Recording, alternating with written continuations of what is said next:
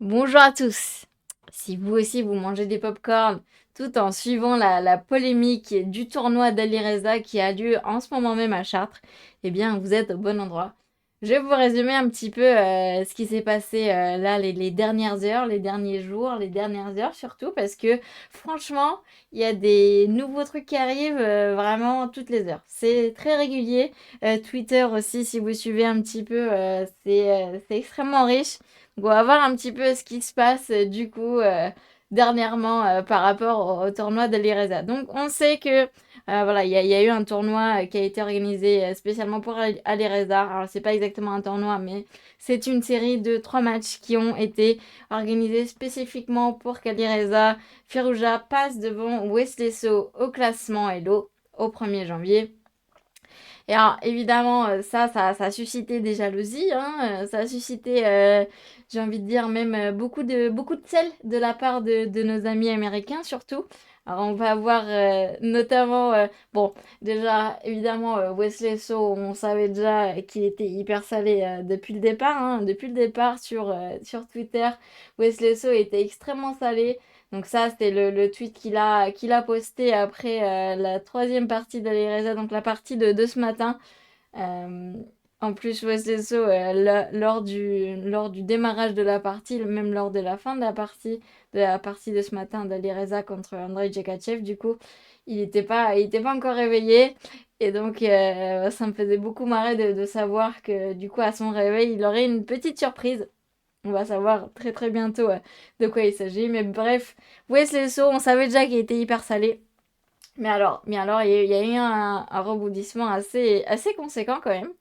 C'est euh, la fédération US des échecs donc, qui fait une lettre ouverte au président de la FIDE, Arkady Dvorkovich. Donc, en gros, ils disent, là, si vous lisez l'anglais évidemment, mais sinon, en gros, ils disent, oui, c'est pas fair play d'organiser un événement de dernière minute, ça va à l'encontre de l'esprit sportif, machin.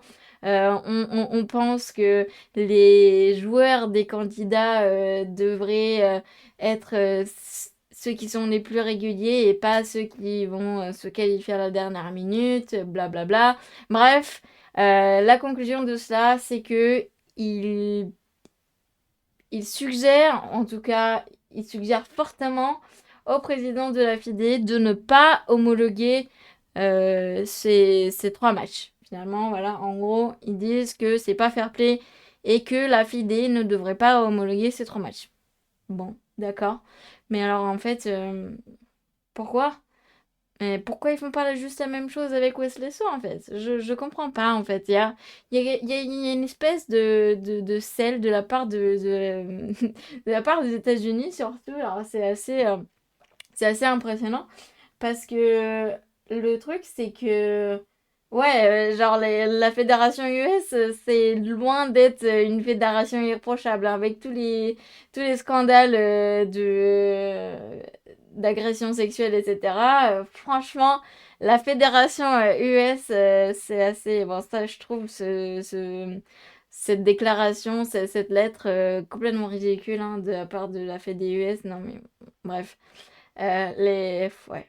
Ils sont pas capables de parler sur les gens qui sont vraiment nuisibles à la société des échecs américaine. Mais par contre, ouais, quand il s'agit de dénoncer un truc même qui se fait dans les règles, bah là, ils sont là, quoi. Bref, absolument ridicule. Je sais pas ce que vous en pensez. N'hésitez pas à me dire dans les commentaires quel est votre avis, mais moi je trouve que cette lettre ouverte est vraiment complètement déplacée et particulièrement ridicule. Ouais. Bref, mais il y a quand même un truc qui m'a fait bien marrer aussi de la part des Américains. C'est ce tweet donc du C-Squared podcast. C'est un podcast euh, qui est organisé par Fabiano Caruana, donc évidemment vous le connaissez, ex-candidat au titre mondial. Et Christian Querella, donc le secondant de Fabi, également un entraîneur émérite aux États-Unis. Bon, donc eux, ils ont tweeté ce mème. Alors j'espère que vous le comprenez, mais en gros, là, ce qui est écrit sur la photo en dessous de Fabi. Donc Fabi qui se qualifie pour les candidats de 5 façons différentes. Et là, en arrière-plan, tout le monde qui se tape sur la figure pour s'y qualifier. Je trouve ça même extrêmement marrant. C'est un truc assez léger, quoi. Mais ouais, clairement très très drôle. Enfin bref, le sel provenant des États-Unis alimente quand même pas mal la polémique. Et bah justement, on peut se demander, mais pourquoi autant de sel? Mais pourquoi autant de sel? Et là, vous allez voir qu'il y a quand même un tout petit truc, hein, il y a quand même un tout petit truc. Il y a quand même un tout petit truc sur lequel on peut se poser des questions en étant évidemment 100% objectif, hein. Moi, évidemment, je suis pas totalement impartiale puisque j'ai vraiment envie que Reza se qualifie et qu'on ait un Français au candidat, bien sûr. Mais voilà, il n'empêche que échiquièrement, on peut tout de même se poser des questions et vous allez voir pourquoi. Donc vous allez voir pourquoi tout de suite. Alors, la partie qu'Alireza a gagnée, donc la partie de ce matin, il y a eu une partie donc le 20 décembre à 10h.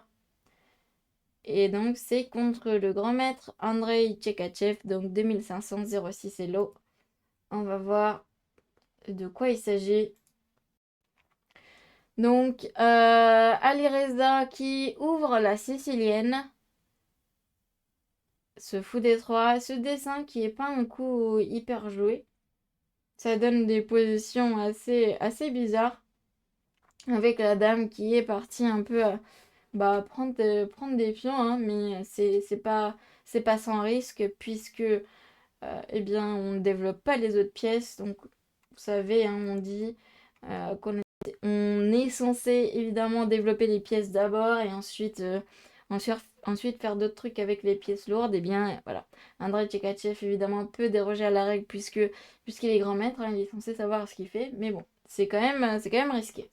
Ok, donc dame E2, cavalier F6, bon coup, fou F3, fou C5, attaque le cavalier D4, cavalier B3, fou E7, le retour, fou F4, petit roc et grand roc. Donc on a cette position avec roc opposé, mais les blancs ont quand même une grosse avance de développement puisque bien regardez, les deux pièces noires là ne sont pas encore sorties de leur position de départ. Cependant, évidemment, les noirs ont tout de même un pion de plus, hein, ce pion G2 qui sont allés prendre. Donc, normalement, au niveau dynamique, les blancs devraient avoir un avantage. Et c'est ce qu'on va voir du coup. Est-ce que Firouzja a réussi à concrétiser cet avantage?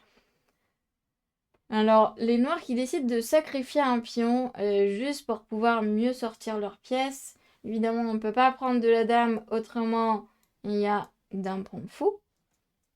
Donc, fou prend le 5. Cavalier C6, ça y est, le cavalier qui sort avec un gain de temps qui attaque ce fou E5. Donc, fou C6, B prend C6. Ça arrange relativement les noirs d'échanger les pièces, surtout la paire de fous. Tour G1, voilà, c'est tout à fait normal et logique de mettre la tour sur la colonne ouverte sur le roi. G6, on ne veut pas qu'il y ait des coups comme tour prend G7, évidemment. Tour D3, ça y est, on ramène l'autre tour. F4, alors évidemment, dame H6, ça faisait échec. On doit interposer quelque chose à l'échec. Fou F5, la tour qui est attaquée, mais la tour qui coulisse sur la colonne G. C5. Et ça y est, les blancs sont hyper agressifs à présent. Les blancs qui menacent directement de prendre ce fou F5 avec la tour. Fou E6, cavalier A5, tour FC8, roi B1, c'est normal, on enlève ce roi Là, ça y est, les blancs ont un gros avantage à présent puisque c'est vrai qu'ils sont largement devant au niveau de l'attaque, hein. Vous voyez tout simplement la différence, c'est la sécurité des rois, hein. Vous voyez que le roi blanc est parfaitement bien protégé, tandis que le roi noir, bah, il va avoir des problèmes, hein. À tout moment, il peut y avoir le coup F5, il ne faut pas oublier. Donc c'est pour cela que les noirs ont joué roi F8 pour éviter des F5 justement. Cavalier qui revient en C4. Visiblement, c'était un petit peu mieux de ne pas mettre ce cavalier en C4 tout de suite. Mais bon, évidemment, ce n'est pas un mauvais coup de ramener ce cavalier. Contrairement à ce que dit Lordi, Lordi est quand même en train d'exagérer. Donc, cavalier D7, fou D6, en échange un maximum de défenseurs de manière à ce que le roi noir se retrouve un petit peu à poil. On prend du coup ce fou, très logique. Alors, dame F3, évidemment, le but c'est que ça attaque cette tour à 8 et qu'en même temps, on se casse de cette colonne, donc de cette potentielle découverte du fou et de la tour. Tour B8, cavalier A5, le cavalier était attaqué. Tour E8, et là, donc, alors c'est très très surprenant. Accrochez-vous bien. C'est très très surprenant, puisque là, le coup cavalier C6 a été joué. Alors, l'ordi dit que c'est une faute, mais du coup, on va voir pourquoi. Et là, donc, bah, il y a eu abandon de la part de Andrei Tchekachev. Alors, on se dit, mais purée, mais pourquoi? Alors, ici, regardez bien, l'ordi dit que que la position est égale. Alors, du coup, on peut se demander, mais en fait, qu'est-ce qui s'est passé? Pourquoi, euh, pourquoi les Noirs ont abandonné? C'est quand même super louche, c'est quand même super suspect. Et en fait, l'explication, c'est que donc sur le coup tour AC8, qui semble assez évident, tour BC8, pardon, eh bien, à ce moment-là, je suppose que les Noirs ont prévu le coup F5. Et alors, le coup F5, bah en fait, a priori, ça a l'air de marcher, sauf qu'en fait, ça marche pas. Alors pourquoi? Je suppose que l'idée des blancs, c'était sur fou prend F5 de faire d'un point F5. Sauf que d'un point F5, ça marche pas du tout. Alors mettez pause pour ceux qui n'ont pas suivi la partie et donc qui euh, viennent tout juste d'arriver dans l'histoire. Mettez pause pour savoir pourquoi d'un point F5 ne marche pas. Évidemment, l'idée c'est que sur pion prend dame, il y aurait tout simplement échec et mat en un coup. Bon, ça on l'a compris. Mais du coup, alors pourquoi ça marche pas? Eh bien, tout simplement à cause de tour un échec, c'est très très joli. Et l'idée c'est que on va dévier une tour et que maintenant, du coup, le coup G.F5 est possible, puisqu'il n'y a plus le mat en G8. Joli quand même, cette idée de déviation. Bon, sauf que du coup, pour revenir à la partie, bah en fait, les noirs ont dû pas voir ce coup de tour 1 et donc ont abandonné en avance en pensant que sur F5, bah ça serait fini. Voilà. À mon avis, je pense que c'est ça l'explication. Mais évidemment, bah, on le saura pas, hein, puisque c'est pas comme si il y a eu une conférence de presse pour expliquer ce coup.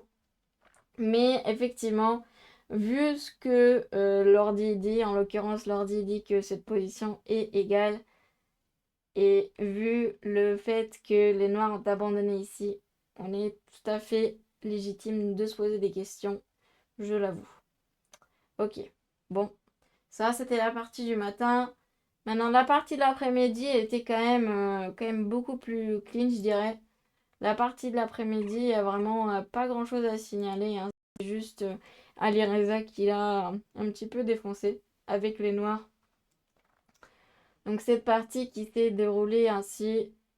Alors E6, A3. Et maintenant, à présent, on rentre dans une espèce de West indienne. Alors, c'est pas vraiment une West indienne parce que le pion il est pas en G3, mais voilà, en gros, le fou qui est développé en B7. Cavalier D7, C5. Et on essaye de miner le centre. Le but, c'est évidemment de provoquer la poussée d'un des pions au centre. Et si on arrive à provoquer soit D5, soit E5, bah là, on va se retrouver avec quand même pas mal de cases. Donc, a priori, on devrait être pas mal. Si on tank comme ça, et si on attend un peu, on va dire, l'erreur des blancs, eh bien, a priori, bon, les noirs devraient être pas mal. En tout cas, ils ont au moins égalisé. Donc, tour C8, dame 2, normal de se retirer de ce vis-à-vis. Petit roc, tour D1, dame C7. Voilà, on va mettre l'autre tour ici en D8. Fou E3. Cavalier F6. On met le cavalier sur une case optimale. Cavalier D2, défend le pion E4. Tour FD8. F3. Les blancs qui jouent très solides. Mais en même temps, les noirs n'ont pas de problème non plus. Donc là, c'est une position relativement égale. En fait, c'est une position très, très équilibrée, on va dire. Donc, cavalier D7, A4. Ça y est, les blancs ne trouvaient plus trop d'idées. Cavalier B8, ça y est, le cavalier qui va se replacer en C6, du coup. F4. Alors, F4, c'est un coup que l'ordi n'aime pas trop parce que F4, ça... on va dire que ça enlève une protection de la case E4 et que ça, par la suite, ça peut être très important. F4, disons que les blancs devaient rester hyper solides ici et pas essayer trop de trucs. Parce que là, du coup, le problème, c'est que donc prise. Et en fait, ouais, même. Alors, à la fois E4, à la fois D4 se retrouve un tout petit peu faible. C'est-à-dire que là, il fallait plutôt d'abord essayer de consolider le centre et ensuite envoyer les pions. Cavalier C6, cavalier F3, cavalier B4. Là, ça y est, les noirs veulent avoir la paire de fous. Tour C1, dame B8, fou B1. Les blancs, évidemment, ne laissent pas échanger ce cavalier B4 contre ce fou. Et fou C6, voilà. C'est aussi un peu le problème, c'est que du coup, il y a le pion A4 qui est un peu tout seul là au bord. Et donc, il ne peut pas vraiment être défendu. Là, ça devient déjà compliqué pour les blancs, en fait. Ils ont poussé trop de pions et ils n'ont pas consolidé. Voilà, ils ont poussé A4 et F4 qui, à mon avis, sont des coups qui auraient pu être évités et qui font preuve peut-être d'un manque de patience, je ne sais pas, mais en tout cas, je pense y avait moyen d'être un peu plus solide avec les blancs en tout cas. Donc, les blancs qui font D5, ça paraît un coup assez étonnant, je pense. Mais bon, l'idée, c'est que potentiellement sur pion prend, on va faire un coup comme E5, je suppose. Et voilà, on va jouer avec un pion de moins, mais on va dire qu'on a la case D4 pour le cavalier, potentiellement, voilà, comme ça. Et l'idée, c'est que on va avoir un petit peu de jeu. En tout cas, je suppose que c'était ça l'esprit de D5. Ok, bon, Alireza qui n'a pas pris ce pion en D5, qui a plutôt pris ce pion en A4. Alors évidemment, l'ordi il va prendre le pion en D5, mais bon, l'ordi, bah, c'est l'ordi quand même, hein. Faut pas non plus déconner. L'ordi, il défend très très bien, contrairement à l'humain. Et donc je pense qu'Alireza a préféré justement ne laisser aucune chance d'attaque. Tour F1, tour prend C1, là on voit quand même que les blancs tentent le tout pour l'attaque. Donc E prend D5, voilà, effectivement, E5, ça arrive finalement. Mais c'est un petit peu trop tard. Là, avec une autre paire de tours qui a été échangée. C'est un petit peu trop tard. Donc fou E3, fou C5 pour échanger encore quelques pièces. Évidemment, si les noirs transposent en finale, ils seront très contents puisque ils ont quand même 2 pions de plus. Donc c'est du matériel suffisant pour gagner la finale, évidemment. Le seul espoir des blancs, c'est qu'il y ait une espèce d'attaque. Et c'est justement ce qui tente. De toute façon, la position était déjà bien compromise pour les blancs. Donc il tente ce fou prend H7. Alors, il faut quand même être assez précis en défense ici. Bien que cette position gagne, il faut tout de même euh, jouer des coups uniques pour gagner la partie. Et c'est chose faite de la part d'Elireza puisqu'il a pris ce fou. C'est effectivement ce qu'il fallait faire. Cavalier G5 échec, roi G8, ça peut faire peur, mais en vérité, il n'y a rien, y a rien de dramatique, il n'y a rien de spécial. Le truc, c'est qu'on ne peut pas faire des coups comme Dame H5 par exemple parce qu'on laisserait le fou E3 en l'air et donc les noirs auraient minimum voilà, ce coup fou pour E3 et ensuite ils auraient un coup de défense du genre Dame F5 je suppose, donc fou prend échec, roi H1 et là par exemple Dame F5, voilà, Dame F5 qui contrôle absolument toutes les cases.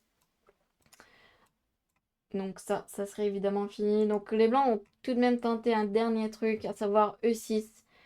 L'idée, c'est que ce pion, il va potentiellement créer des problèmes, mais F prend E6. Alireza n'est pas impressionné par ce coup E6. Dame H3.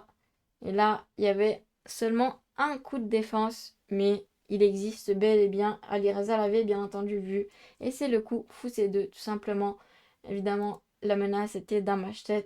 Il fallait tout de même faire attention, mais ce coup de défense existe. Et F5, les blancs ont tenté d'intercepter, mais Dame C5, échec. Mais fin à la partie, tout simplement, car sur Roi H1, eh bien là, on peut tout simplement reprendre ce pion avec le fou, et on ne peut pas prendre ce fou avec la tour, puisqu'il y aurait Dame C1, échec, et ensuite un mat du couloir s'en suivrait. Donc en gros, voilà un petit peu les deux parties du jour face à Andrei Tchékachev 2506 Hello, grand maître français d'origine russe. Voilà, vous pouvez évidemment, n'hésitez même pas à laisser dans les commentaires votre avis, hein, ça m'intéresse. Moi, je trouve ça assez marrant à suivre en fait tout ce sel des Américains. C'est vrai que bah, en fait c'est un peu de la faute de la FIDE, hein. Si les règles sont ainsi, eh bien ils avaient qu'à pas les mettre ainsi finalement. Donc en fait je vois pas pourquoi on taperait à la fois sur l'IRESA, à la fois sur la FED française, à la fois sur le club de Chartres. Voilà, je comprends pas trop pourquoi taper sur les joueurs alors que ce sont clairement les règles qui sont à blâmer. Donc voilà. Euh, je peux qu'encourager Alireza à aller au bout de ses matchs. Et donc Alireza qui du coup se retrouve à 4 sur 4. Il ne lui manque donc plus que deux parties. Alors techniquement, il pourrait même arrêter le match si jamais il gagne demain, hein, puisqu'il y a quand même deux autres parties qui sont prévues contre le grand maître Sergei Fedorchuk. Mais si jamais Alireza gagne demain, seulement une partie sur les deux, eh bien, il passerait devant Wesley So au classement Elo. Donc techniquement, je ne sais pas s'ils vont continuer à jouer l'autre partie au cas où, mais voilà. Euh, juste, il a techniquement juste à gagner demain pour atteindre son objectif qui est de se qualifier à l'Elo pour les candidats. Donc évidemment, on va suivre ça avec attention. Je vous invite bien entendu bah, déjà à vous abonner à la chaîne, hein. N'oubliez pas, moi ça m'aide franchement beaucoup. Et du coup, vous pourrez suivre évidemment quand les autres vidéos des parties d'Alireza seront postées. Je compte évidemment suivre ça, même si j'avoue que demain c'est mon anniversaire. Mais du coup, ouais, on va suivre ça avec attention. Je vais essayer de poster une vidéo demain également. Et puis advienne que pourra. Mais en tout cas, évidemment, on encourage Alireza. Allez, c'est ciao!